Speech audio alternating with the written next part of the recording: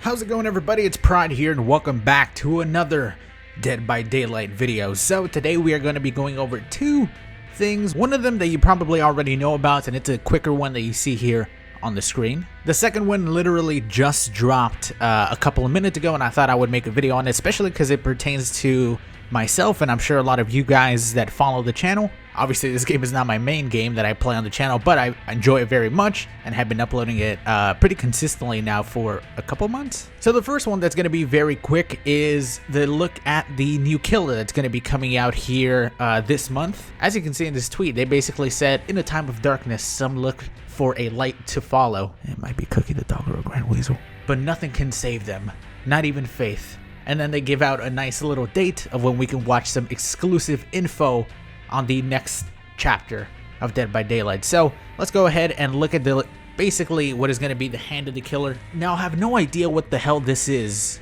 I'm guessing the entire killer is in fog, consumed by fog like this. Maybe you can't see him. Hell, he might not even have a body.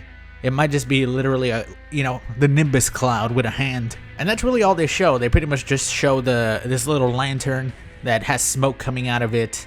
It looks cool. I have no real info on, any of that. We're going to be getting some probably screenshots of the new killer, maybe even the new survivor, new map, Demise of the Faithful. People also, think that the new killer is going to be Solaire.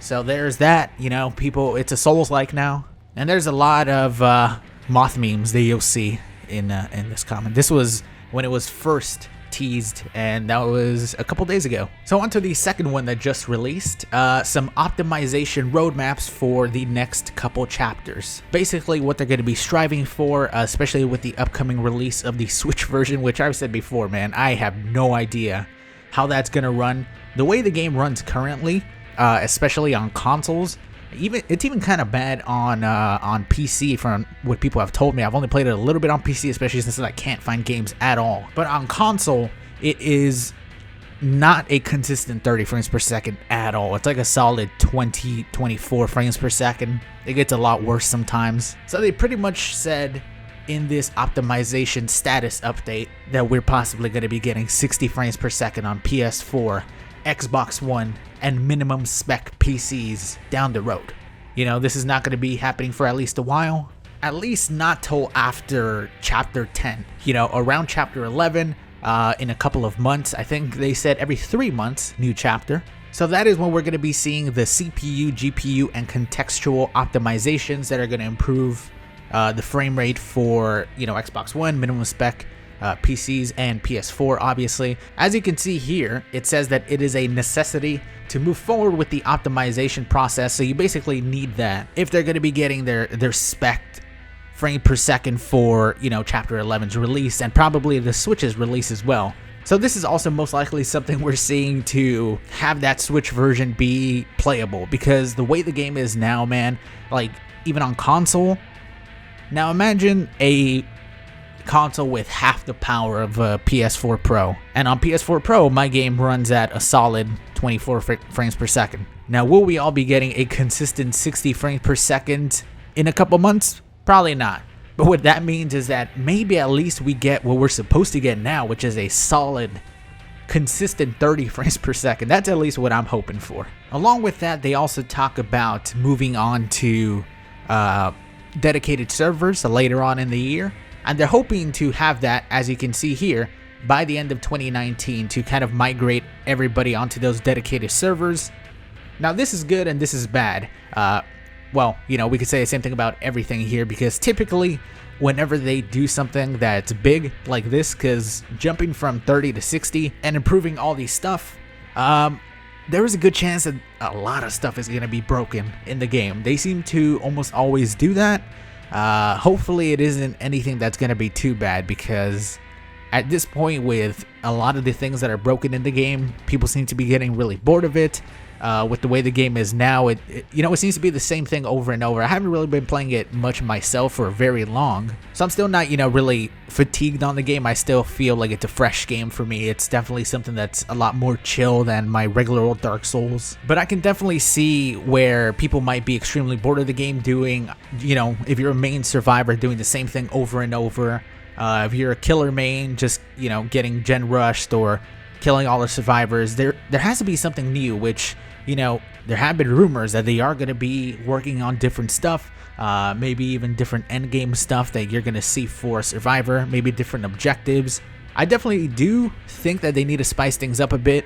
It would be cool to see new game types, man. Like new game types, multiple killers, a bunch of different survivors. Some of the events are cool because you have, as a killer, your own objective, but they're almost never really worth doing too much, especially with the newest one. Playing a little bit of Survivor during that event, I noticed that a lot of people, if you're destroying the killer, especially at lower ranks, because I'm not a very good survivor, people just straight up quit. They say, fuck it, fuck you and your points, and they just leave, making you lose all your points, and there was really nothing you could do about it. Giving different incentives for stuff like high ranks is definitely something that would be cool. Me personally, as somebody who doesn't play this game too much, I usually get to around rank 3, rank 4, just playing every once in a while, doing the daily challenges, playing literally all the killers. And it almost always gets to that point where I kind of don't want to get to rank 1 because there's no real reason to. All it basically will do is make it so that when the ranks eventually reset, I'll just be a higher rank and then it'll be slower to find games. But I guess this isn't really something I should be talking about here. This is something that, either you can watch somebody more experienced talk about, or I'll do in another video.